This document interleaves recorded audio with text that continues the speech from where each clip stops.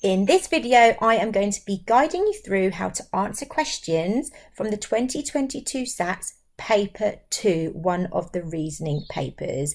I do have other videos on how to answer Paper 1 and how to answer Paper 3, as well as other years as well. So please do like and subscribe if you'd like to see more content. Question 1, circle the greatest number.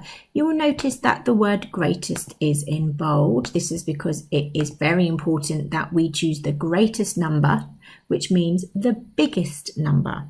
Now, this is testing your understanding of place value. Do you understand the value of each of these digits in these large numbers?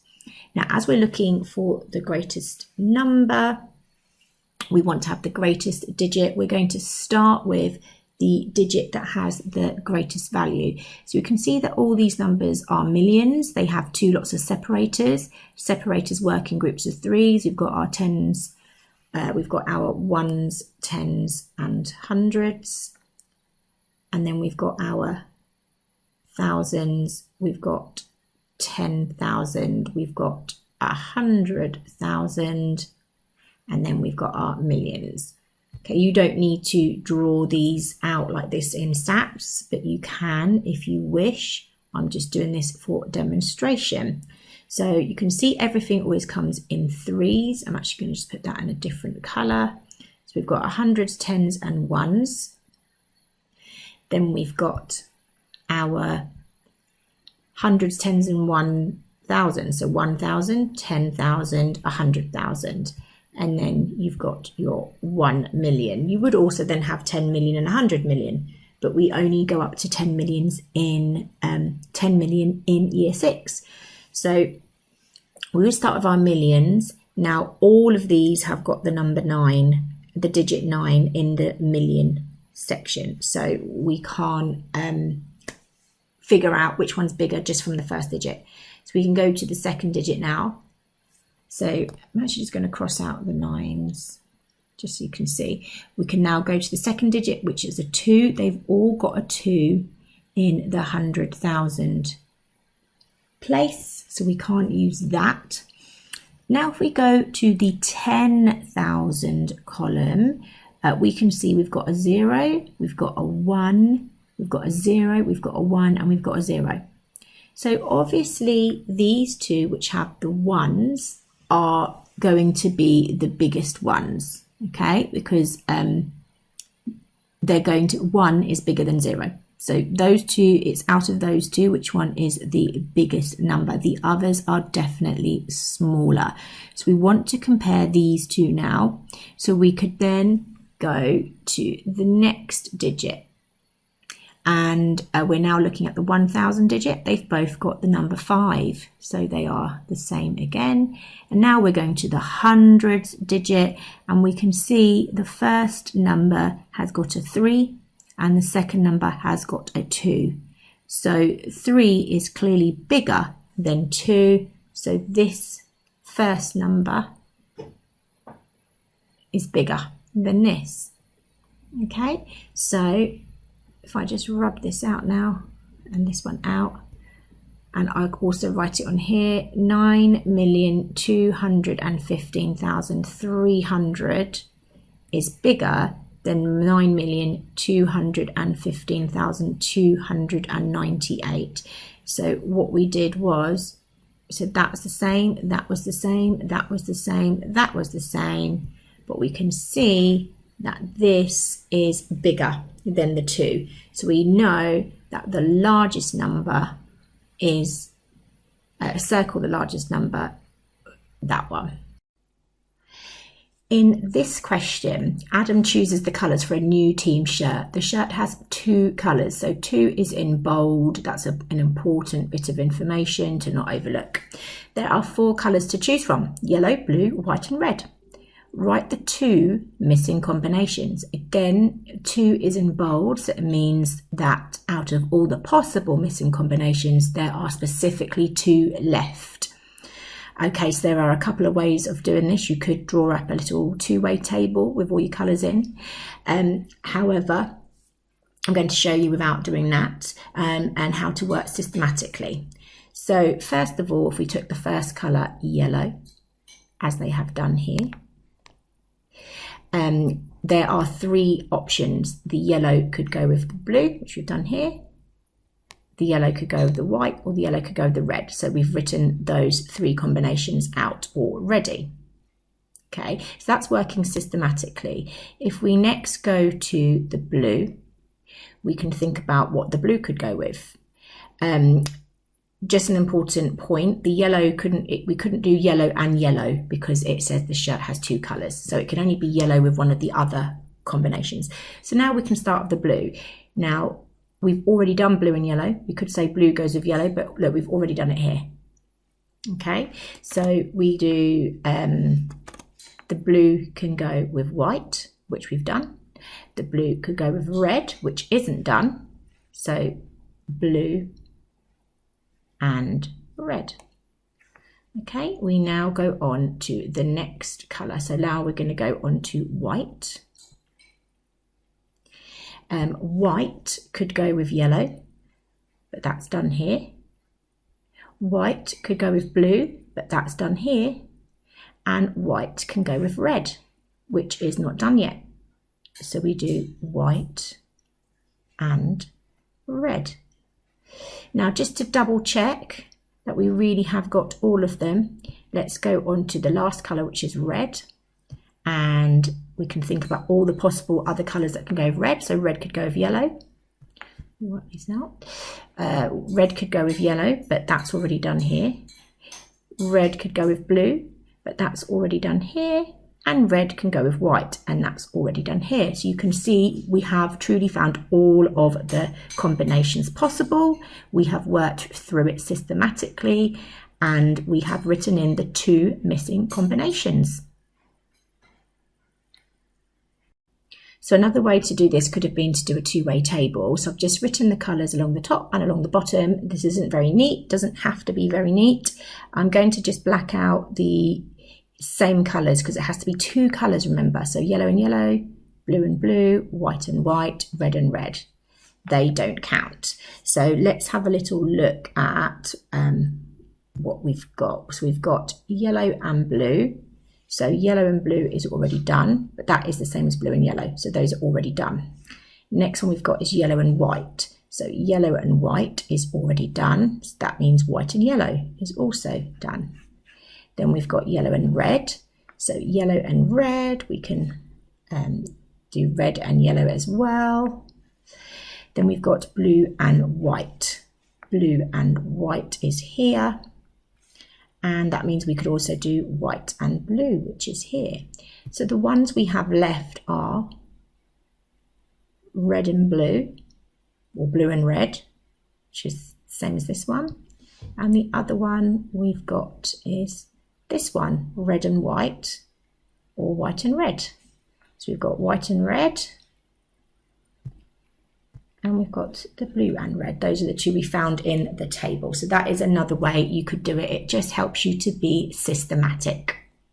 Question 3, write the missing number to make this addition correct. Now this looks very similar to the style of question you'd find in an arithmetic paper where we might use the inverse to find the missing number. However, this is actually more of a place value question. If I was to rewrite these numbers one on top of each other, I'm just going to really clearly separate the digits. I'm going to leave a blank box here and then put my 70 here. You can see this 400,000, I'm going to use a highlighter so you can see this 400,000 is this digit. This 70 is this part. So the bit that we've got missing is this 3 here, and that 3 is in the 10,000 column. That is worth 30,000. So the number we've got missing is 30,000. 400,000. If you imagine these as arrow cards, if we put all these numbers together, if I put the 30,000 on top of that 400,000 and I put that 70 on top of that, you would get that number, 430,070. So this is really about being able to visualize the different parts of that number. It's basically that number has been partitioned into its 100,000, 10,000 and tens. If you wanted to check it though, you could add all of these up down the bottom. So 0, 0, 0 is 0, 0, 0, 7 is 7, 0 and 0 is 0, 0 and 0 is 0, 0 and 3 is 3, and 4 and nothing is 4. So you can see that that is the same number. Question 4. Children estimated the number of beans in a jar. These were the estimates of 5 children. So the word estimate or estimate means to guess. The exact number of beans in the jar was 1,380. We have 2 questions that relate to this information. The first question is, whose estimate was closest to the exact number? So the word closest is in bold. So just make sure that you do find the closest number, closest to the exact number. Let's highlight the exact number was 1,380. And if we have a look in the table, we're looking for the two numbers that were closest. So you can see the first number has at least got a 1,000 and a 300 in it. That's obviously going to be closer than the 1,220. We've then got 1,400, which is, if we were to round 1,380 up, we've got 1,290, which is less than the 1,310, and then we've got 1,460, which is more than the 1,400. A way that you can visualize it is on a number line. If we put 1,380 in the middle, we could look and we could say, if let's say we labeled these A, B, C, D, E, just to save us writing their names out, we can say that Amir's was there, and so A, Emma's is there. We can see that Olivia's is less than Amir's. We can see John's is between Olivia's and Amir's. And we can see Chen's is further than, oh, I've put Emma as an E because Emma begins with an E, but actually Emma is the C. And Chen we've got as E. So we can see that A and C are the closest. So now we just need to figure out how much, which one's closest. So if we had the number 1380, I'm going to do another number line. Amir had 1310, 1,310, and Emma had 1,400. We just need to figure out what the difference is between those numbers. So between 1,310 and 1,380 is a difference of 70. You might need to do a written subtraction to figure that out, or you might be able to do it in your head. And between 1,380 and 1,400 is 20. So we can see that this number, the 1,400, C, Emma, is closest. So our answer is Emma. And remember, it says whose estimate was closest to the exact number. It doesn't say which number was the closest. Okay, whose estimate was furthest from the exact number. So using that number line that we had earlier, we can see, because we plotted it on there, that the two furthest were B and E. So we've got, it could be Olivia's, or it could be Chen's. So again, if you were to draw your number line, you've got 1,380. Chen's is 1,460, and Olivia's is 1,220, we need to find the differences. So you may want to do a column subtraction to figure out the differences, or you may be able to do it in your head. Whichever way, I'm going to do it in my head. 1,380 take away 1,220 is 160. And 1,380 and 1,460 is a difference of 80.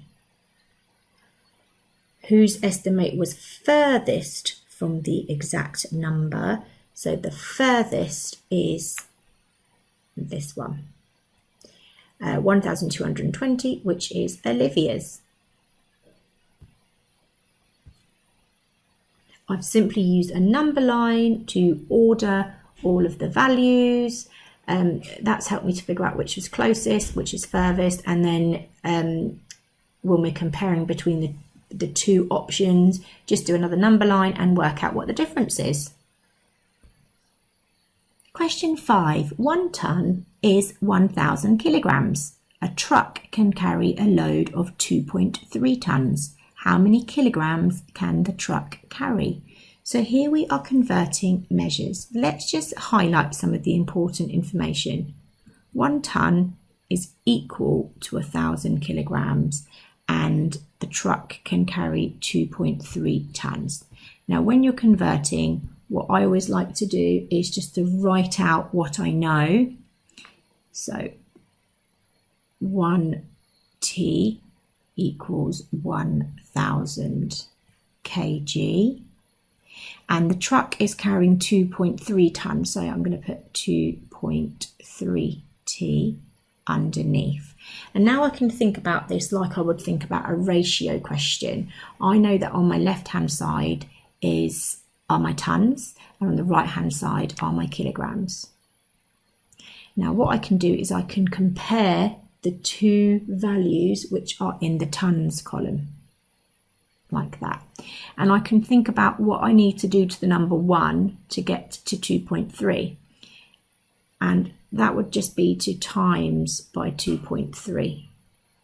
Okay, 1 times 2.3 is 2.3. 2.3 divided by 1 is 2.3. So that would mean that I would need to multiply this side by 2.3 as well, which would make this 2,300 kilograms. So I've simply written out the information in numbers and then written in the information I've got underneath, so you can clearly see what you need to do to your numbers. Just remember to write in your answer in the answer box. 2,300 kilograms. Make sure you don't accidentally write 2.3 in your answer box. I have seen that done before. Question 6. Emma has a 5-litre bag of compost. She uses 2.75 litres. How much compost does Emma have left? This question is wanting you to decide what type of calculation you need to do. So we've got our important information that we started with 5 litres, that 2.75 litres were used, and we need to know how much is left. Okay, this indicates that it's a subtraction number sentence. If you're not sure and you're using a bar model, you might have had your 5 litres. Emma uses 2.75. How much compost is left? Okay, it is a subtraction problem. So we are doing 5 subtract 2.75. Now when we write this out as a written subtraction, we need to make sure that we put the 2 underneath the 5, because the 5 and the 2 are our ones. That when we put our decimal number in, that we make sure our 5 also has placeholders in the decimal space. Otherwise, we can make an error. Okay, when you don't put the zeros in there, what we often see is the 7.5 is left. So we can see now that we need to do 0, take away 5, which we can't do. We're going to have to go and do some exchanging, some regrouping. So we're going to go over to the 5, make that a 4, so that we can make that a 10. Now that that's a 10, we can borrow 1, make that a 9, and now that becomes a 10. We can now solve the problem. So we can now do 10 take away 5 is 5, 9 take away 7 is 2, decimal point, and 4 take away 2 is 2. If you want to check it, you would just do 2.25 plus 2.75. And if you add that up, you will find that you have 5 litres. So the answer is 2.25 litres. Question 7. In a race, Ali completes a swim, a run and a bicycle ride. The swim is 1/10 of the total distance. The run is 3/10 of the total distance. What fraction of the total distance is the bicycle ride? Okay, so here we have an adding and subtracting fractions problem, but it's in a word problem. So let's just highlight the information. We've got 1/10, we've got 3/10, and we need to know the fraction that the bicycle ride is. Now, there's a few different ways you could do this to help you visualize it. You could do a number line. We're working with tenths. We know that because we've got 1/10 and 3/10. We need to have our fractions the same. Just think about what all of something is. So if we've got the whole of the race and we're working with tenths, the whole race would be 10/10. Okay, so the swim is 1/10. The run is 3/10 plus 3/10. So the run, 1/10 and 3/10 is 4/10.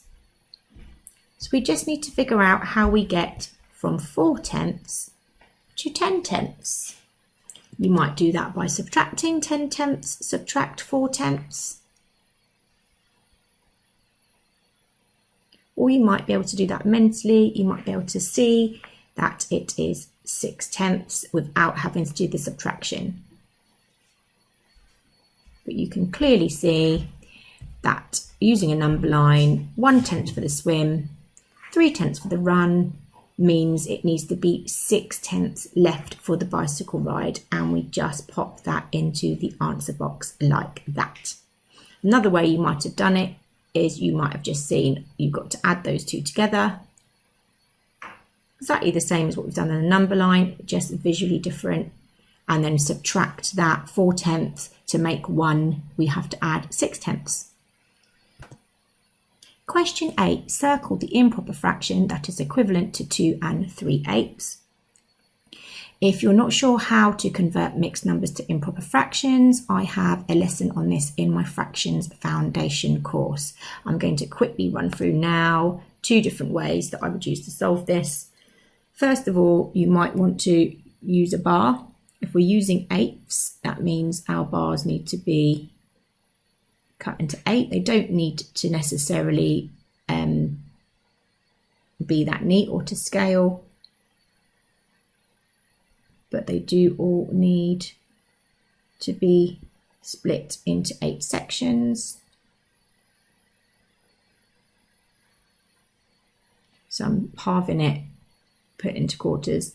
Okay, so 2 3/8 means I've got all of that bar, I've got all of that bar, and then I've got 1 2 3/8. Okay, that is 2 3/8. It's 2 3/8 because that's 1, that's 1, that's 3/8.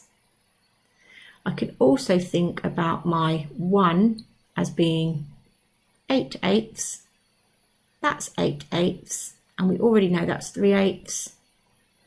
So if you were to add your 8/8, your 8/8, and your 3/8, 8 and 8 is 16, plus 3 is 19.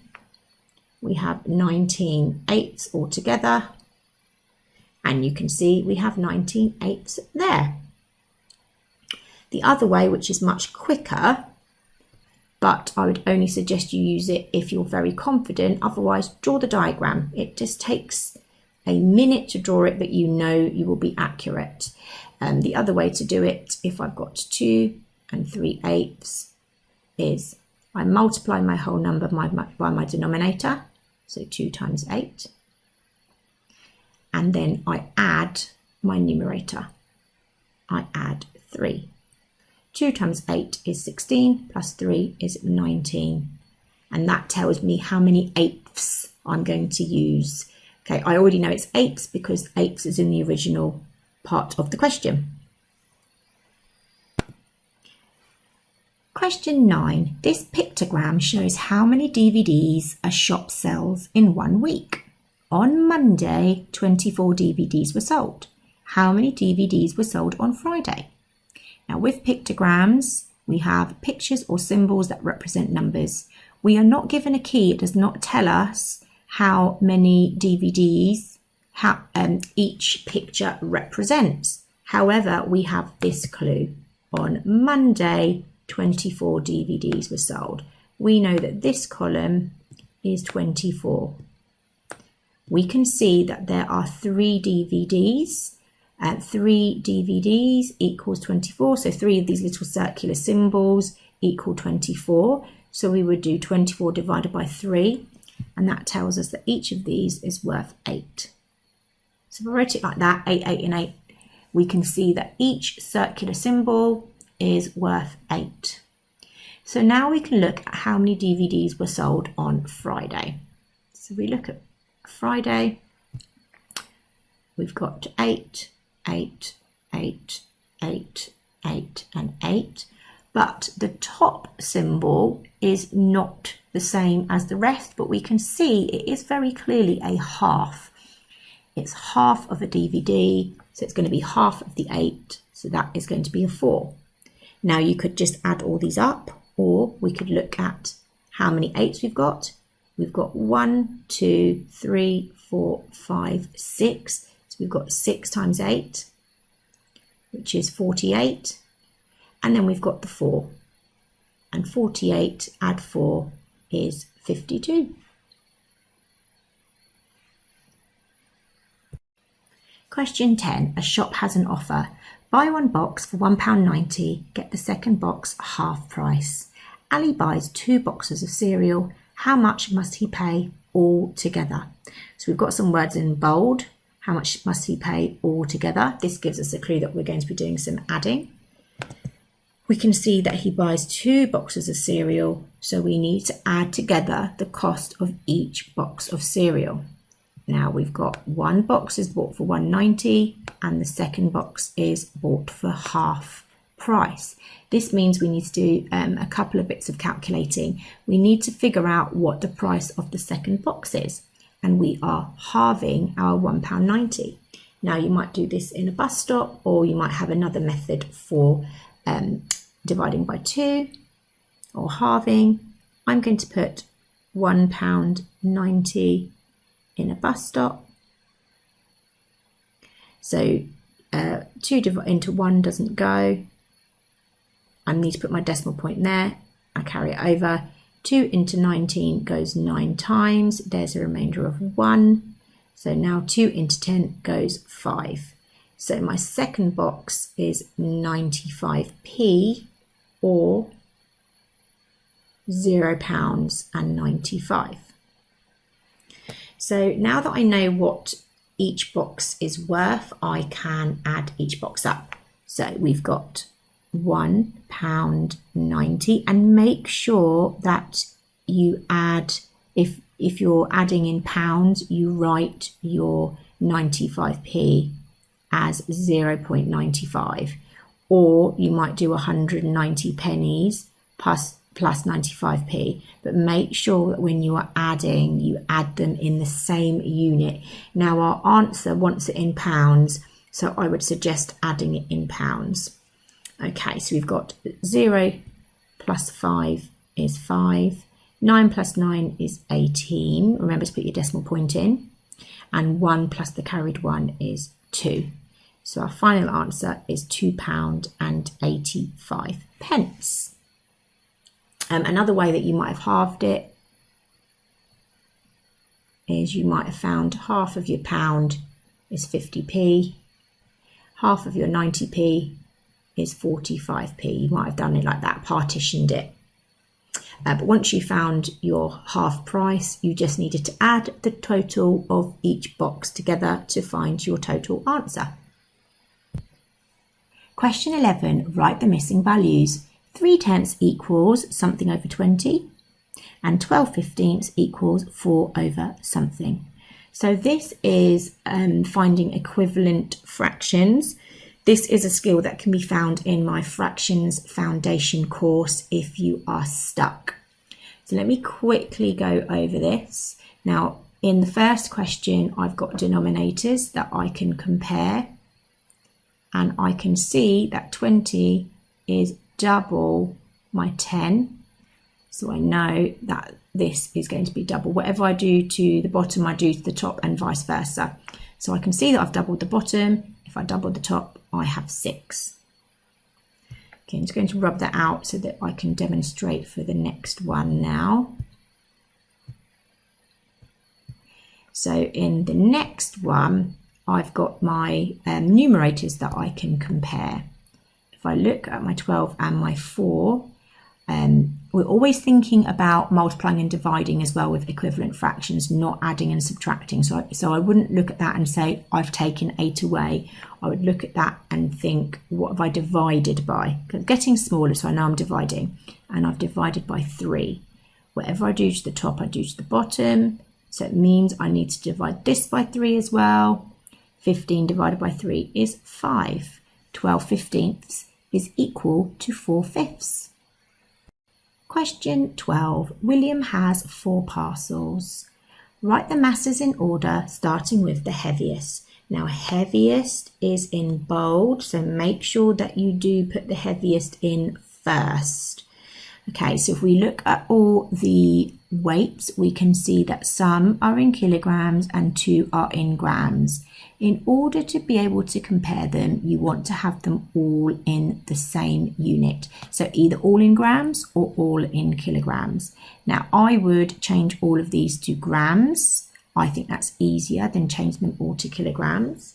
So 1.4 kilograms. What I need to remember, and I might even write it at the top, is that 1 kilogram is equal to 1,000 grams. Sometimes just as simple as writing that little note down can help you.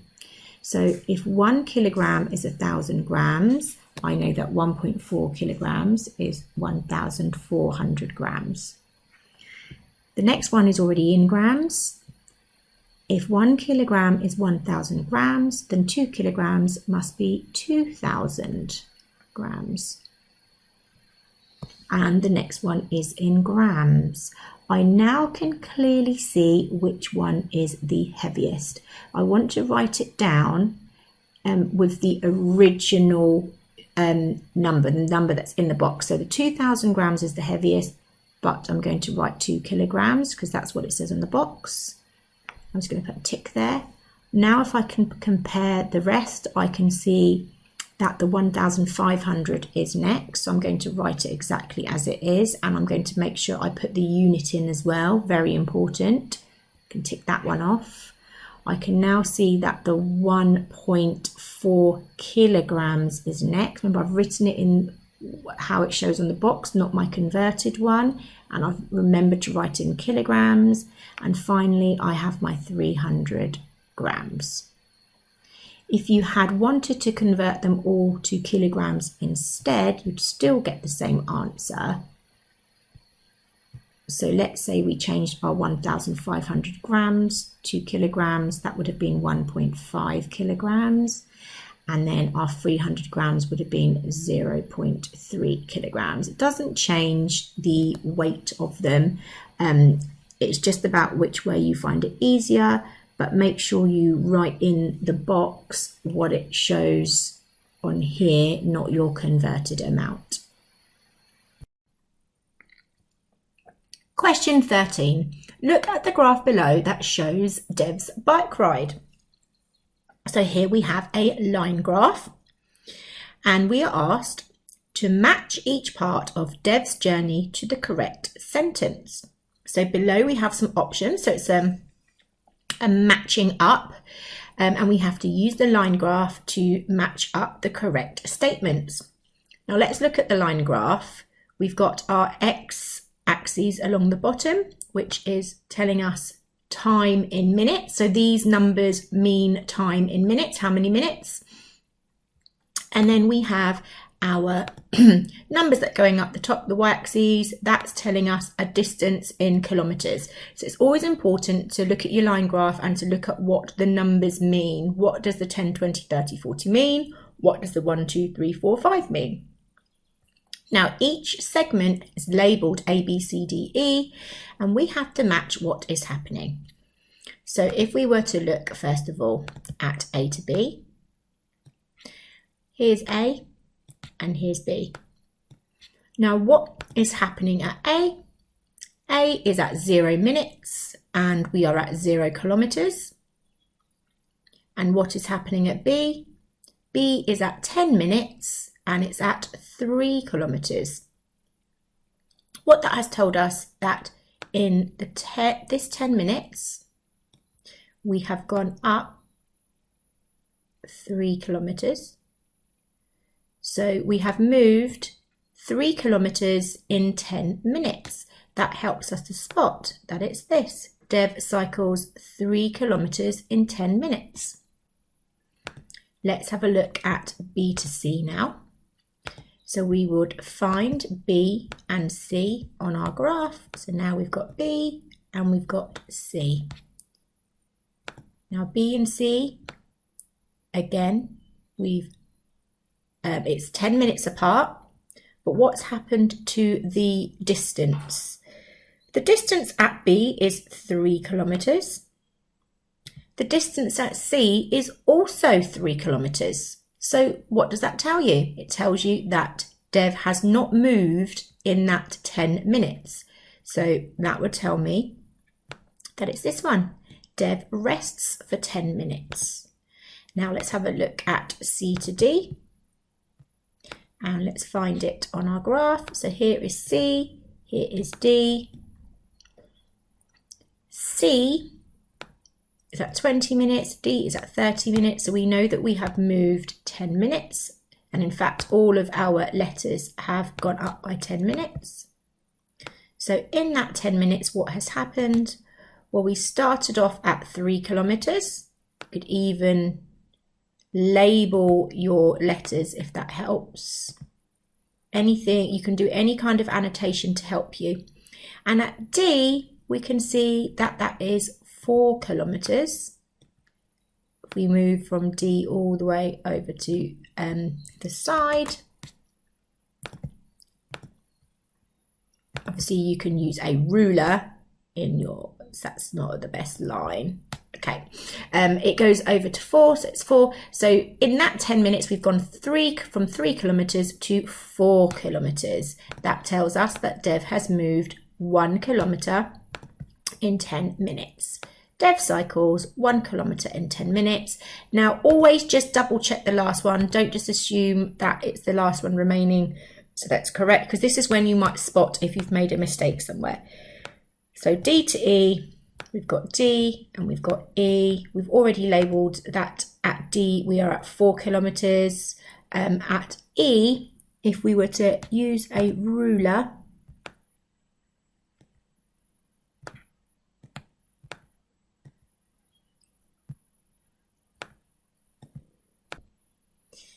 and to draw it over to the side,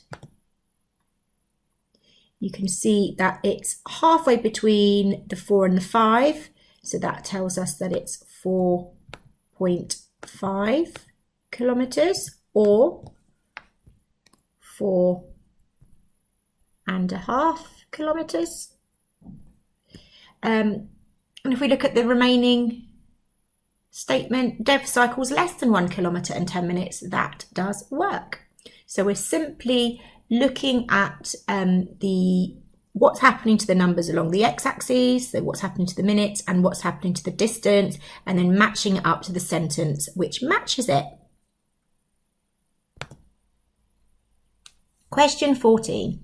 This 850 milliliter bottle of squash makes 17 drinks. How many milliliters of squash are in each drink? So in this question, you're having to figure out what calculation to do. And it is quite common to do the wrong calculation here. So let's have a think. You need to think about this logically. And if you need to, you can even draw. So we have one bottle of squash and we're making 17 drinks. The 17 drinks comes from the squash. So imagine that you had 17 glasses,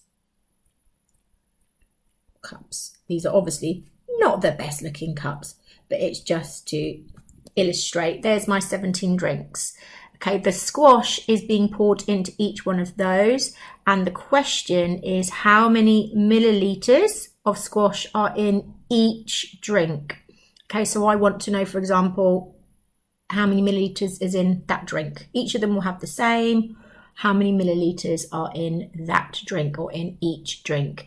The other bit that's important is that we are working in milliliters, just in case you do any converting.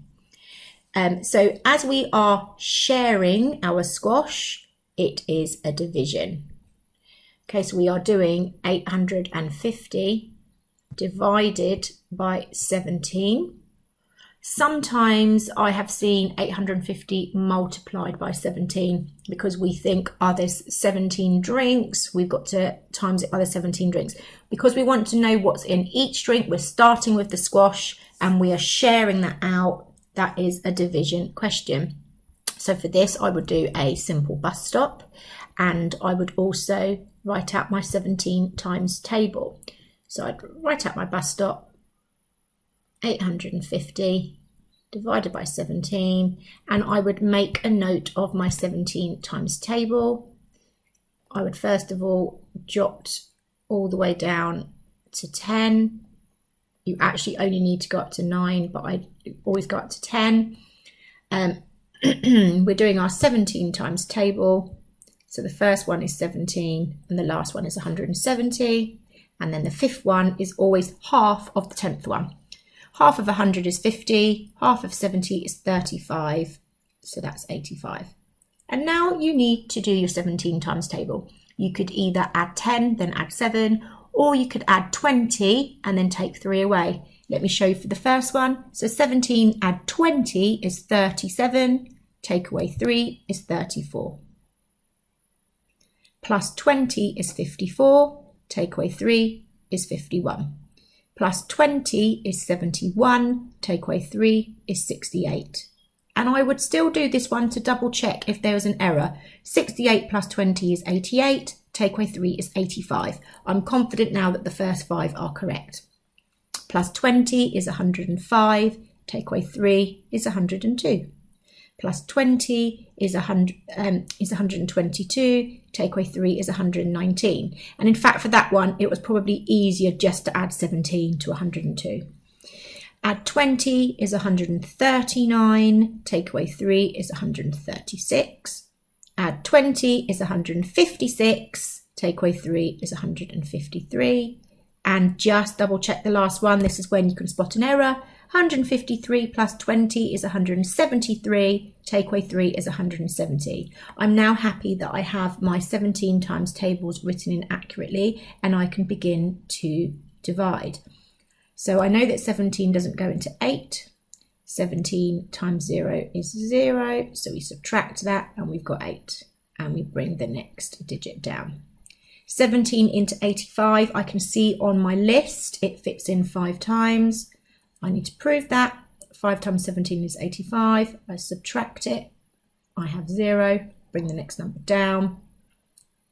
17 into 0 goes 0, and there I have my final answer. There are 50 milliliters of squash in each drink.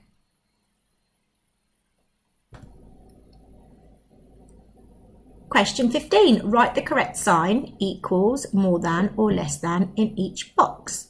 So in order to do this correctly, you need to make sure that you really understand the greater than and less than symbols. One way I like to think of it is that the arrow points at the smaller value, but also think about the gaps. In an equal sign, there's an equal size gap between the lines all the way along. The lines are parallel. In this symbol on the left, the gaps between the line are bigger on the left side and there's no gap on the right side. So the gap is bigger on the left, that means the value is bigger on the left. On this other symbol, the gap is bigger on the right and the lines are touching on the left. So the bigger gap is where the bigger value is. Okay, so for this one, you would simply solve each side and think about whether the values on the left are bigger, smaller, or equal to the values on the right. And I would actually just annotate each one and just jot as I go. So 1 times 2 is 2, times 3 is 6. 1 plus 2 plus 3 is also 6. 6 and 6, they're the same, they are equal. 2 times 2 times 2, so 2 times 2 is 4, times 2 is 8. 2 plus 2 is 4, plus 2 is 6. We can see 8 is bigger than 6, so big gap pointing towards the 8, small gap pointing towards the 6. That is the greater than symbol. 1 times 10 is 10, times 10 is 100. So obviously with this question you could get the calculations wrong and you can get the symbols wrong. That's why I suggest to annotate them, because you can just double check afterwards. 1 plus 10 plus 10 is 21. We know that 21 is smaller than 100. 100 is greater than 21. So big gap towards the 100. And 0 times 10 is 0, times 10 is 0. This is 0. This one might catch you out. Even if you were to do this separately and make that 100, 0 times 100 is 100. Anytime when you are multiplying by 0, the answer is always 0. Here though, we have 0 plus 10 is 10, plus 10 is 20. So the value on the right is bigger. So the big gap goes towards the right, the small gap goes towards the left.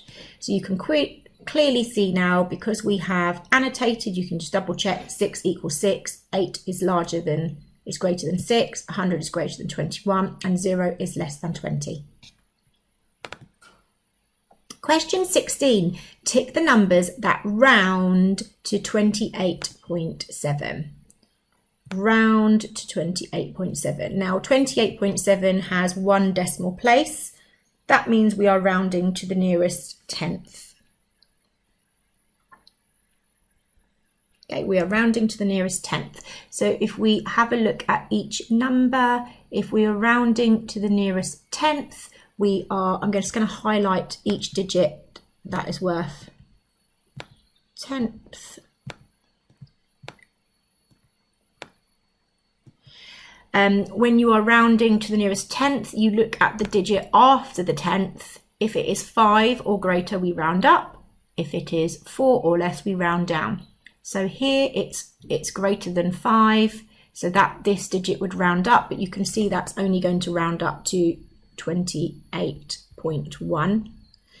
The next one, the digit after it is 5, so that means we need to round up, which means our 6, the digit that's in the 10th place, will round up. That's 28.7. So there we go, there's a tick. And the next one, the digit is 1, which means that we round down, the digit stays, it doesn't move. When you're rounding down, you don't have to change the digit, because if we made that 1 a 0, the 7 stays the same. If it was 5, the 7 would change to an 8. So as it's a 1, that's going to stay as it is. It's going to stay as 28.7. So there we go. The next one, 28.75. The digit after the 7, the 100th digit, is a 5. That means we need to round up, which means that 7 is going to change to an 8. And in the last one, the 7 is larger than a 5, which means we need to round up. That means that 9 is going to round up. And that also then means that this 8 is going to round up. This would actually become 29. So you can see we've had a go at rounding all of them, and we have ticked the 2 that round to 28.7.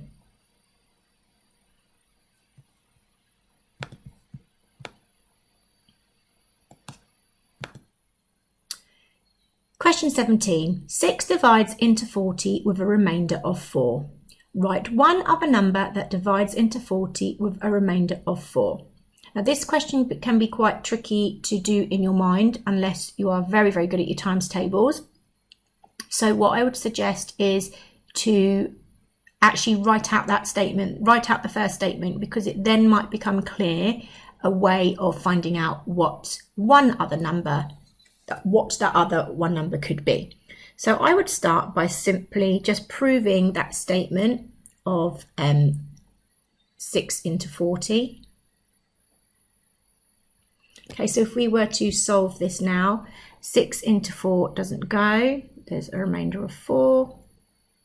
6 into 40 is 6 times with a remainder of 6. With a remainder of 4. The reason why there's a remainder of 4 is because 6 times 6 is 36. And actually, if we had written it out in a long division fashion, it might be simpler to see. So 6 does not go into 4. We prove it. 6 times 0 is 0. Subtract it, and we carry the next number down. 6 into 40 goes 6 times. Let's just prove it. 6 times 6 is 36. We subtract it, and we have 4. That's our remainder. In order for there to be a remainder of 4 from 40, we would need to get a 36. So we could start to have a think about what other factors of 36 there are. So I could list some factors of 36. I've got 1 and 36, 2 and 18, 3 and 12, 4 and 9, 6 and 6.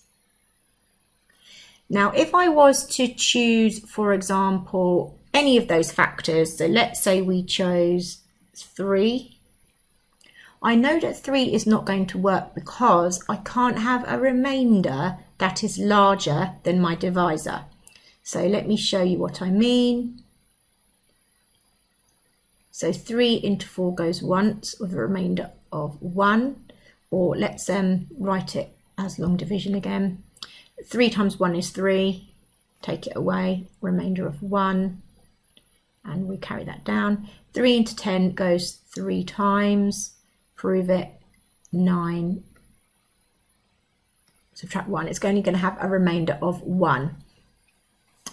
We can't have a remainder of 4 if the divisor is 3 because the remainder can't be bigger than the divisor. So let's pick another one of those factor pairs. Now, again, we're not going to choose 4 because you can't have a remainder of 4 if 4 is the divisor. So we need to choose a number that is bigger than 4. So we can't choose 1, we can't choose 2. So let's choose 9. 40 divided by 9. So 9 into 4 doesn't go. We prove it. 9 times 0 is 0. We subtract it and we bring down the next digit. And 9 into 40 goes 4 times. We prove it. 9 times 4 is 36. And we subtract 40, subtract 36. We have a remainder of 4. So 9 works. I'm just going to show you how it would work with those other numbers too.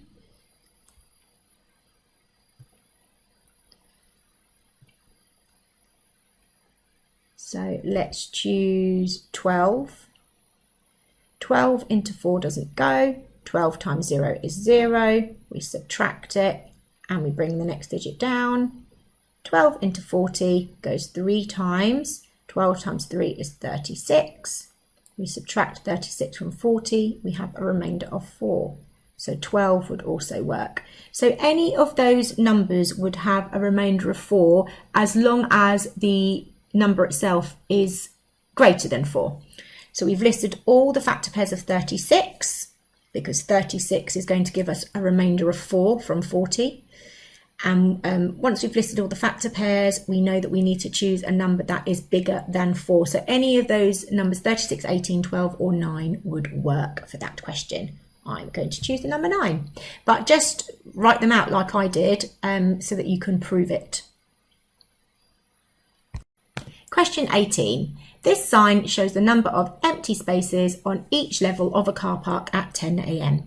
Now the phrase empty spaces is in bold, which means it's something we need to pay attention to. So we have our sign, it shows us level 2, 511 empty spaces, level 1, 268 empty spaces. In this car park, each level has 800 spaces. So that tells us that level 2 has 800 spaces, level 1 has 800 spaces, and I would actually annotate that.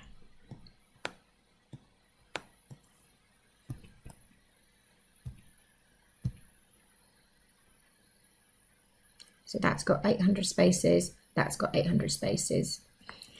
What is the total number of cars parked in the car park at 10 a.m. Okay, so this is, we need to pay special attention. We need to know how many are parked, not how many empty spaces there are. So in order to find out how many there are parked, if we know we have 800, we simply need to subtract the empty spaces from the total amount of spaces to find out how many there are parked. Now you could combine your level 2 and level 1 numbers, but I'm going to do each one separately. I'm going to start with level 2. So level 2 has 800 spaces and there are currently 511 empty spaces. Now I need to subtract that to find out how many spaces, how many cars there are actually parked. So we're going to do a simple subtraction. Now I'm just going to actually write out the calculation for the second one as well before I actually calculate. So for my second one, I've got level 1, sorry, there are 800 spaces and there are currently 268 empty spaces. So if I subtract that, I will also find out how many cars are parked in level 2. Now once I've got my answers for level 1 and level 2, I am going to add the two numbers together, because once I know how many cars are parked on level 2 and how many cars are parked on level 1, I just need to add them both up to find out how many cars are parked all together. Okay, so let's start. 800 take away 511. So I'm going to need to pop over to the 8.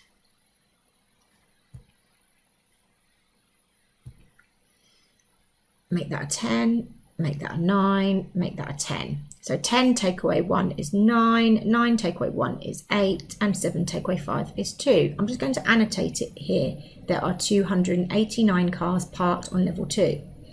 Let's go over to the calculation for level 1. 0 take away 8 I can't do, so I need to go over and exchange. 10 take away 8 is 2, 9 take away 6 is 3, 7 take away 2 is 5. That's telling me there are 532 spaces. The actual subtractions here are fairly straightforward and ones you should be confident with in year 6. It's really about knowing what calculations to carry out and what to do with the numbers. That's what this problem is really testing you on. Now that we've got our total cars parked in each level, we need to add them up. So we are simply going to add our 289 cars parked on level 2 to our 532 cars parked on level 1, and we're just going to do now a simple addition. 9 plus 2 is 11, 8 plus 3 plus 1 is 12, 2 plus 5 plus 1 is 8. So our total number of cars parked in the car park is 821. You could also have added these two up to get 1600 spaces altogether. You could also have added these two numbers up, 977, and then you could also have just subtracted that. You could also have done 1600 take away 779. And you would have got the same answer. 10 take away 9 is 1, 9 take away 7 is 2, and 15 take away 7 is 8. It's the same answer. So either way would work, but I strongly suggest annotating just so that you can keep track of what you're doing and what stage of the calculation you are on, because it's very easy to lose track and then to make a mistake. Question 19. The circumference of this circle is 60 centimetres. Now we've got the word circumference in bold. That's because it wants you to demonstrate that you understand what circumference means. And circumference means the distance around the outside. It's a bit like the perimeter. It's the what we call the perimeter of a circle. Its name is a circumference. The question is, what is the distance around the edge of the circle from A to B? Okay, so that's another important bit. We want to know the distance from A to B. And another important bit of information is that this is not the actual size. So when it says not actual size, not to scale, it means don't try and use your ruler, don't try and use a bit of string. You will not be able to measure it by looking. You will need to use the maths to measure it. So the circumference of the circle is 60 centimetres. That tells us that from A all the way round to A is 60 centimetres. So we need to find out what that small section is. So we've just got a portion of the whole circumference. We've got a fraction of it. We've got a section of it.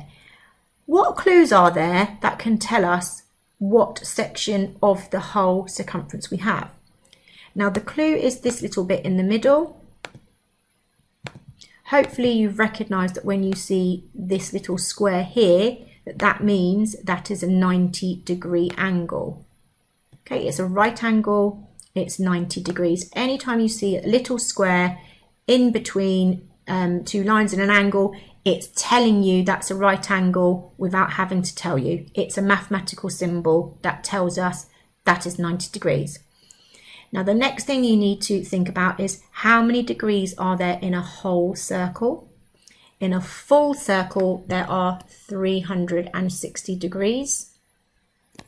So we've got 90 degrees out of 360 degrees. So you could think of that as a fraction and try and work your way down, simplifying to figure out what fraction that is. Or you might also know that 90 degrees is equal to a quarter turn. Okay, 90 degrees is actually a quarter of that whole circle. So what we know is that from A to B is a quarter of the way around that whole circumference. So what we need to do is to figure out what a quarter of 60 is. To find a quarter of 60, you could either halve it and halve it again, or you could divide 60 by 4. So 4 into 6 goes once with a remainder of 2, and 4 into 20 goes 5. If I halved 60, I have 30. If I halve 30, I have 15. So 15 centimetres is my answer, because 15 centimetres is a quarter of 60 centimetres. Question 20. There are 432 places at a dance school. There are 2 age groups. This table shows the number of classes and the number of pupils in each class for each age group at the moment. So we have a table here. We've got one column tells us our age in years. Another column tells us how many classes there are. And then another column tells us how many pupils in each class. The question is asking us how many more pupils can join the dance school. So we've got a fair bit of information to work through and a few bits of calculating to do. Let's go back and look at the important information. There are 432 places at the dance school. The 2 age groups doesn't matter too much because that's in the table. Okay, now let's work through the information that we've got in our table. For the first age group, which is our 7 to 12-year-olds, there are 15 classes and there are 16 pupils in each class. To figure out how many pupils there are that are between 7 to 12, we would be multiplying these two numbers. That will tell us our total of pupils. Okay, so we would need to do a a long multiplication. So we're going to do 15 times 16. So 15 times 16. So I've put the 2 lines in because I like to put a little placeholder in at the start. Just make sure that looks like a 0 and not a 6, so that I don't forget. So 5 times 6 is 30. 1 times 6 is 6, plus the 3 is 9. Now I'm actually going to put this number on the top. 1 times 6 is 6, plus 3 is 9, just so it doesn't get in the way because these squares are quite small. Now I have my placeholder already in, so now I'm going to do 5 times 1 is 5, and 1 times 1 is 1. And then I'm going to add them all up. 0 and 0 is 0, 9 and 5 is 14, and 1 is 2. So there are 240 children. Another way you could do 15 times 16 is you could do 16 times 10 is 160. So that means 16 times 5 will be half of that, which is 80. Add them together is 240.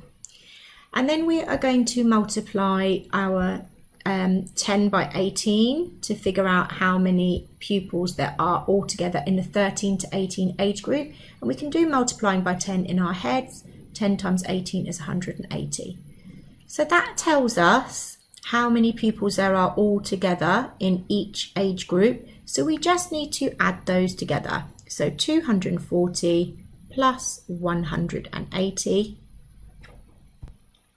So 0 and 0 is 0, 4 and 8 is 12, 2 and 1 is 4. So we know that currently there are 420 pupils in the dance school. Now it says at the start there are 432 places at dance school, and how many more pupils can join the dance school. So it's a simple find the difference. We need to, if we thought about it like a number line, we're thinking about we've got 420 children and we've got space for 432. What is the gap?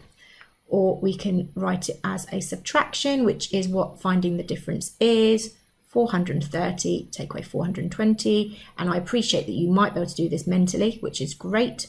If not, just do a subtraction. Sometimes in a test, what we can normally do mentally, confidently, we might just need to jot down so that we're super confident we've got an accurate answer. So 2 take away 0 is 2, 3 take away 2 is 1, 4 take away 4 is nothing. So we have 12 spaces left. 12 more pupils can join the dance school. In this algebraic question, we have symbols rather than letters. So we've got shapes used instead of letters. This is very common in the SATs where we have pictures or symbols or shapes used. We can just imagine it's the same thing as using a letter.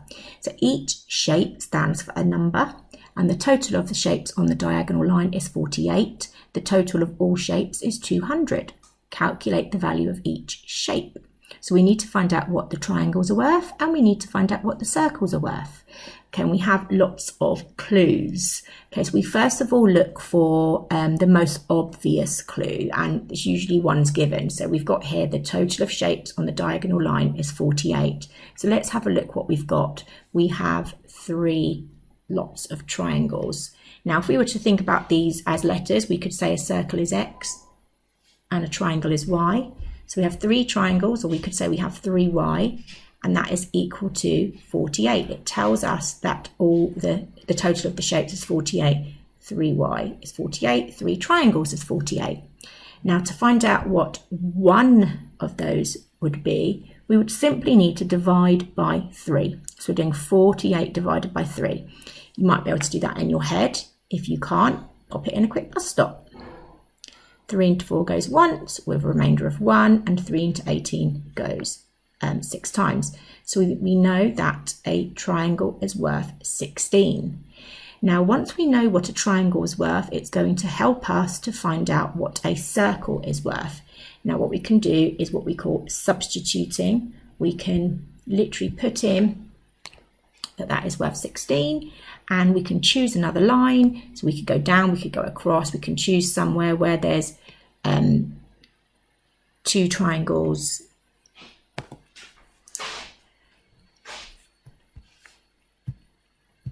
What we can do is something called substituting. Now that we know that the triangles are worth 16, we could simply label them. So how many triangles do we have altogether? We have 5. So we have 5 triangles, which is the same as 5 times 16. Okay, so you could do a multiplication like this. 5 times 6 is 30, 1 times 5 is 5, plus 3 is 8.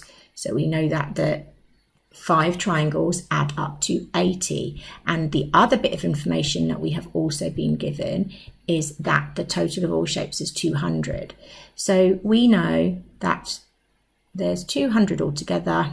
We can subtract the total of the triangles, which we know is 80, and we will get 120. So we know that the circles add up to 120. We also know that there are 4 circles. So 4 circles, or 4 times x, so that looks a bit like a 40. 4 lots of x, 4 circles equals 120. 4x equals 120. So 1 circle, or x, is going to be that 120 divided by 4, because there are 4 circles. So hopefully you can spot that there's the number 12 in 120. So you might be able to spot that 120 divided by 4 is 30. If you weren't able to do that in your head, simply do a little bus stop. And then what you can do is just double check it all. 30, 30, 30 and 30. So 30 times 4 and 16 times 5. So we know that was 120, that was 80.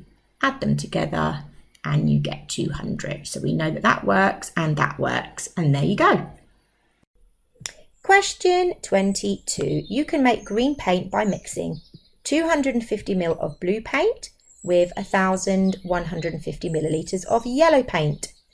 Stefan wants to make some of this green paint and he uses 750 millilitres of blue paint. How much green paint does he make?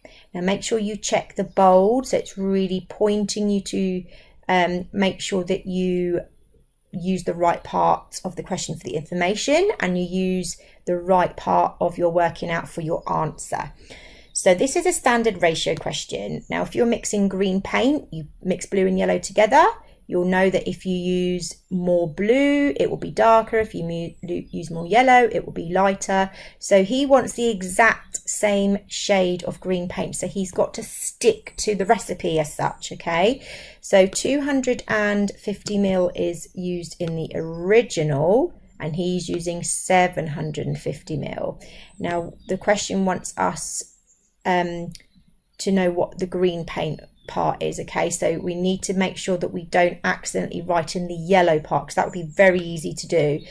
So let's just highlight how much yellow paint is needed. Now, in order to know how much green paint is made, you need to know the yellow part as well, okay? So if we look at the original part of the question, this 250 ml of blue plus the 1,150 ml of yellow, that's going to give us how much green paint. We'd need to add the two together, okay? So you'd need to do an adding.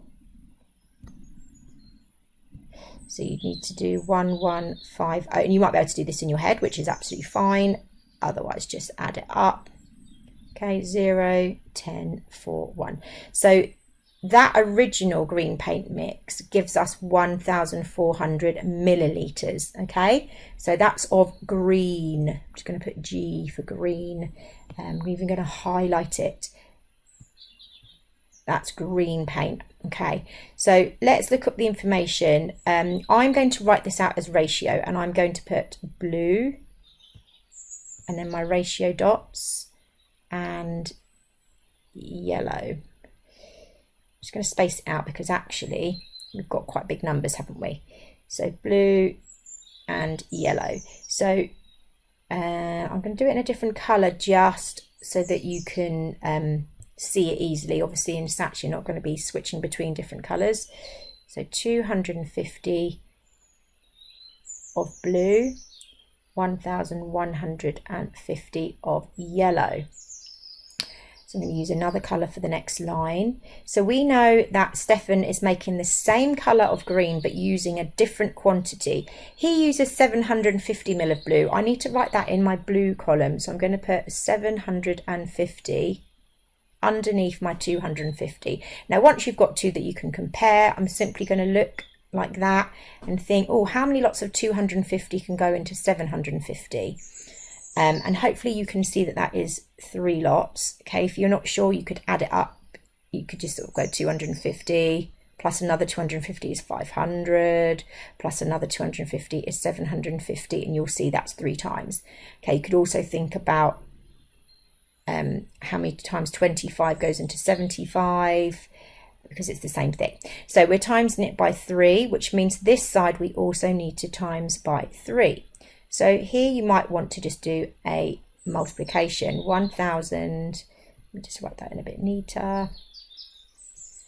1150 times 3. Now when you're annotating on your Sats papers, hopefully you've got a bit more space than me writing on the screen to make it a bit neater. So let me just write the answer in a different colour. No 3's and 0. 5 times 3 is 15. 1 times 3 is 3 plus 1 is 4. 1 times 3 is 1. Sorry, 1 times 3 is not 1. 1 times 3 is 3. See, everyone makes mistakes. It's important that you check and that you're on it. Okay, so 3,450, which is going to go in my yellow column. So 3,000. So keep that in red. So 3,450 ml of yellow paint for Stefan's mixture. Now this is the bit where it's very easy to put the wrong answer in. Remember, this is telling us the yellow. This is telling us the blue. Don't put 3,450 in your answer. I saw this happen quite a lot in 2022 Sats. Okay, it's asking how much green paint, and it's in bold. This needs to be the green paint answer. So we know how much there is blue, we know how much there is yellow. We need to add them together to get your final answer. So you need to do, I'm going to write this over on the left just because I'm running out of space. 3,450 add 750. So 0, 10, 12, 4. Okay, I'm doing the adding quickly because if you need help with adding, that will be in another video. So the answer is 4,200 millilitres. Another thing to double check is it is asking for it in millilitres. If it was asking for it in litres, it would be 4.2 litres. Okay, but it's asking for it in millilitres. So just make sure that you take note of what parts of your calculation it's asking for your answer. In this instance, it was the green paint, not the yellow, and also just check the units of measurement.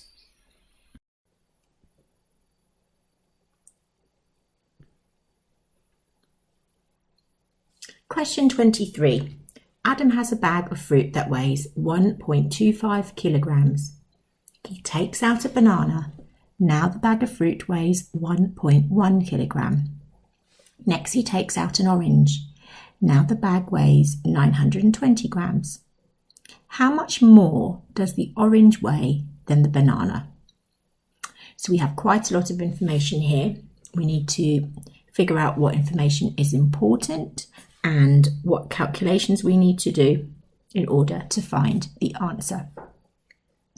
So, knowing that the bag of fruit weighs 1.25 kilograms is important. He takes out a banana and it now weighs 1.1 kilograms. He takes out an orange and now it weighs 920 kilograms. The information this is telling us is how much the banana weighs and how much the orange weighs. And we're going to need that information in order to answer the final question. With questions like this, it's more than one calculation that we need to do to get to our answer. So we're going to work through this step by step. If we started off with 1.25 kilograms and a banana was taken out and then the bag weighed 1.1 kilogram, it's simply a finding the difference question. If we imagine it on a number line,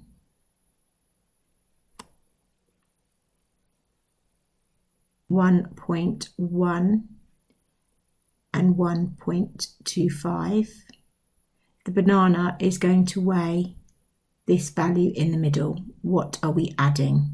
Okay, what are we adding to 1.1 to get to 1.25? If we want to find the difference, we're simply going to do a subtraction. So to find out what the banana weighs, we're going to do 1.25 subtract 1.1.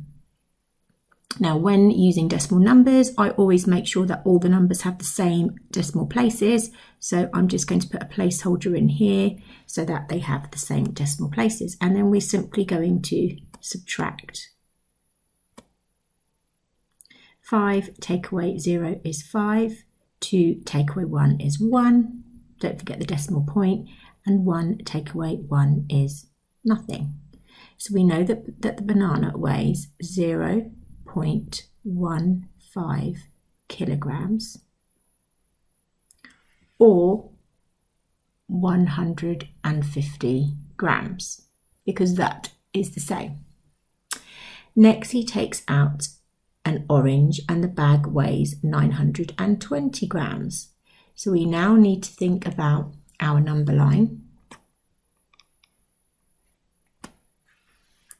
We've got 920, we always put the smallest number at the beginning, and 1.1. Now 1.1 kilograms, this is 920 grams, is the same as 1,100 grams. So we're going to think again about the difference. What is the difference? To find the difference, we're going to subtract. So we're going to do 1,100 subtract 920. Remember, this is in grams.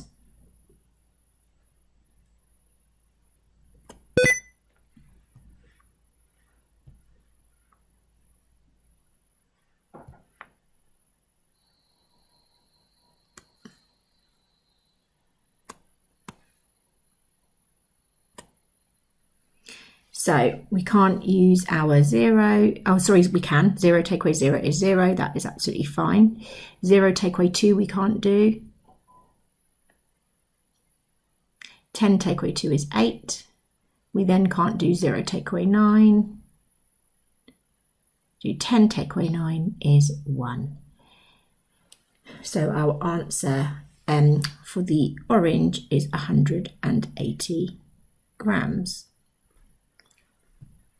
Just going to segment this bit off. Obviously this is a little bit messy as I'm writing on a computer screen. So we know that our banana weighs 150 grams and our orange weighs 180 grams. It does say how much more does the orange weigh than the banana, so we know that's right, our orange is heavier. How much heavier? We would just simply do 180 subtract 150, and you can probably do this mentally without doing a written calculation, but if you need to, just write it out. 0 take away 0 is 0, 8 take away 5 is 3, and 1 take away 1 is 0. The orange is 30 grams heavier than the banana. Question 24. Here is an isosceles triangle inside a rectangle. Calculate the sizes of angles X and Y. So in bold we have isosceles triangle, and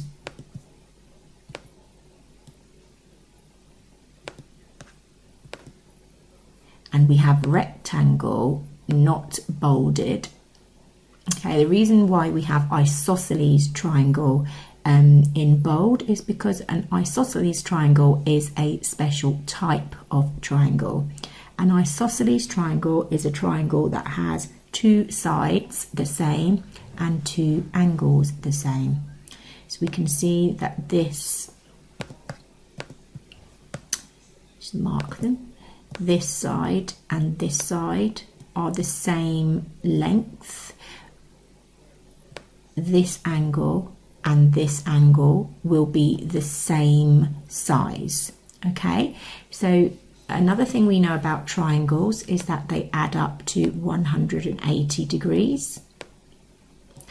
And as we know that this top bit is 30 degrees, we know that with these two angles, they're going to add to 180. So if we were to subtract 180,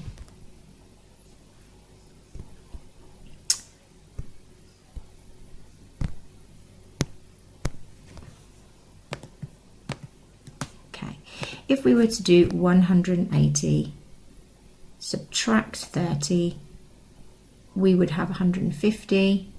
We know that the two angles at the bottom have to add to 150, and because it's an isosceles triangle, we know that those two angles will be equal, so we can simply divide 150 by 2 to find those angles. Now you might need to do that in the bus stop, or you might just know that 150 divided by 2 or 150 halved is 75. So both of those angles are going to be 75. X is going to be 75. And we know that because it was an isosceles triangle, and that gave us the clues.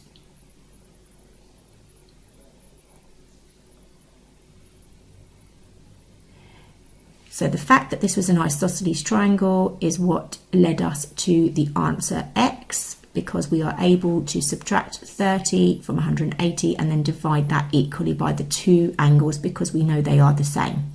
Now, if we know that X is 75 and this side is also 75, something else that we know is that a rectangle has 4 right angles. So in each corner they are right angles, including where X is and where Y is. So if I was to draw, that is a right angle. Now we know that the part of that right angle that is inside the triangle is 75 degrees. So we know that this missing part here is going to add to 75 to make 90, sorry, just said the answer. So 90 degrees, subtract the 75 that's inside the triangle, gives us the missing portion, which is 15 degrees. 15 degrees. Okay, so again, we're using properties of shapes of what we know about rectangles to find the missing section. We know that a rectangle has 4 right angles. The corner of that triangle was right in that right angle, so we just had to subtract the angle that was inside the triangle from the angle that's outside the triangle. Question 25. The triangle is to be transformed on the grid as follows. First, translate the shape 7 units down, then reflect the resulting triangle in the y-axis. Draw the new triangle on the grid after each transformation. So we've got 2 transformations here. It's why it says to draw the new triangle on the grid after each transformation. The first one is a translation, and the second one is asking us to reflect the resulting triangle. Okay, so that means reflect the triangle that we have drawn after translating it. It's also asking us to reflect it in the y-axis, and for the translation we need to do that 7 units down. So the first thing we're going to do is we just take the first transformation. Translate the shape 7 units down. Now what I'm going to do is mark each coordinate, each vertices of the triangle. So I'm going to take this one first, and it says go 7 units down. I'm simply going to count 7 units down. So if we start here, we'll go 1, 2, 3, 4, 5, 6, 7. So we have 1, -2, 1, -2, and then I'm going to take this coordinate at 1, 1, and we need to move it 1, 2, 3, 4, 5, 6, 7. That is at 1, -6.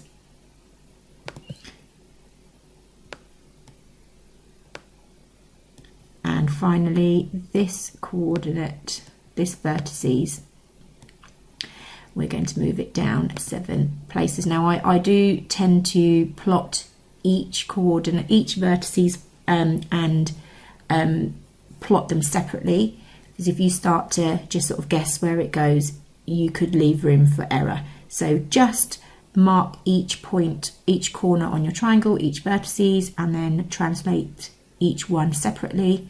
So 1, 2, 3, 4, 5, 6, 7. So we're at 5, -3. So 5, -3. And then you can draw your triangle. Make sure with questions like this that you use a ruler. Examiners will be looking at these shapes on a computer screen, and they are able to zoom in to each point, and they'll have a measuring tool, and there'll be a certain margin of error. This is very hard for me to do on a computer screen compared to when you've got a pencil and a ruler. It needs to be quite accurate because they will zoom right in, and if they are slightly out, or if they're out too far, then it won't be counted. But you can see here, other than that line that's coming down, so if this was on paper, I'd say this bit here is not good enough, it needs to be straighter. You can see the shape looks the same, it's just moved, the whole shape's moved 7 units down. Now reflect the resulting triangle in the y-axis. So first of all, let's just have a look at the y-axis. The y-axis is this one that comes down. It's this one that comes down here.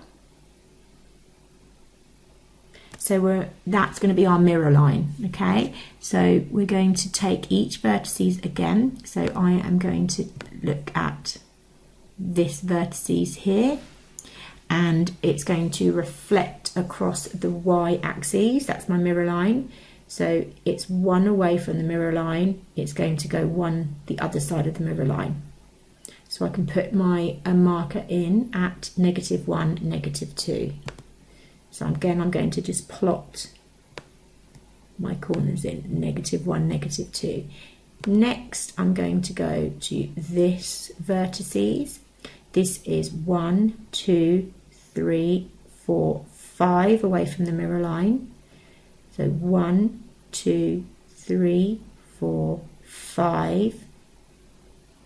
5 away from the mirror line is -5, -3.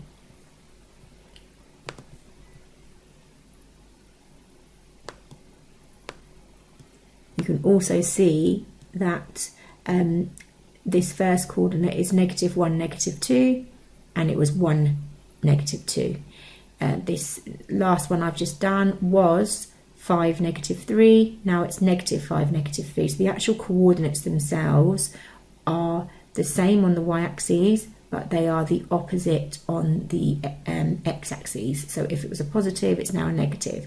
So by that theory, our last coordinate, this one here is 1, -6.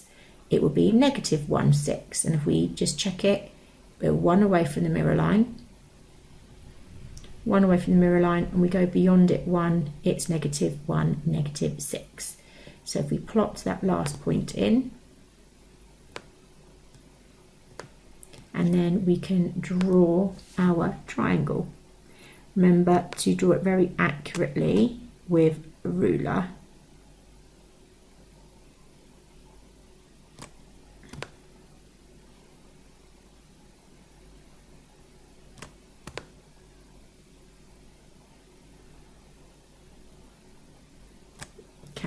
So again, my point at the bottom isn't perfect, to try and draw as accurately as you can when you're doing that on paper. So you can see, first I translated the shape 7 units down, and then that shape that we translated is the resulting triangle that was then reflected in the y-axis. So that means that the y-axis, the axis that's labelled y, the one that goes up, was my mirror line. I've reflected it across there, and we've drawn a new triangle after each transformation.